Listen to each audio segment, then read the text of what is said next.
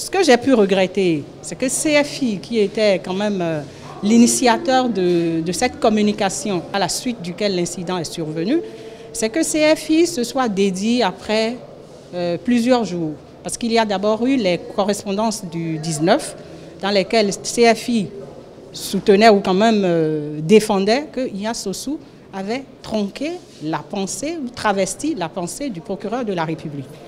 Après 3 heures de procès du dossier Ignace Sossou, on peut retenir que le procès s'est bien déroulé.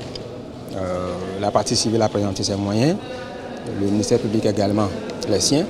La défense a plaidé pour la cause d'Ignace Sossou en disant et en maintenant de façon très technique. Vous avez suivi, nous avons été très techniques, que l'infraction de harcèlement n'était pas constituée.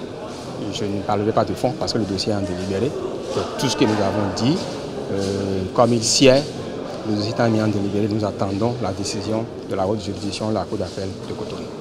La place de Ignace Sossou n'est pas en détention, c'est plutôt auprès de ses collègues et auprès de sa famille. Ça fait maintenant 4 mois qu'il est en détention et il est urgent aujourd'hui qu'il sorte de détention et qu'il rejoigne ses collègues pour le bonheur de la presse béninoise.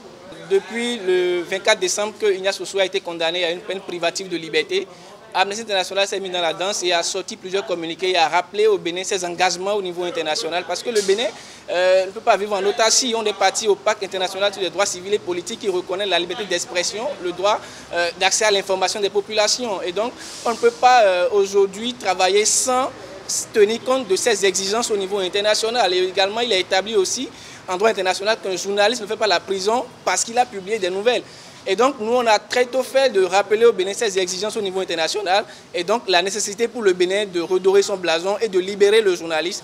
On garde espoir qu'à la fin de ce procès-là, on arrivera véritablement à redorer le blouson à la presse béninoise et à laver un peu l'image du Bénin au lendemain de ce classement de Reporters sans frontières. Nous gardons véritablement espoir et nous restons solidaires avec Ignace Sossou, espérons que dans les tout prochains jours, cette affaire sera du passé pour chacun d'entre nous.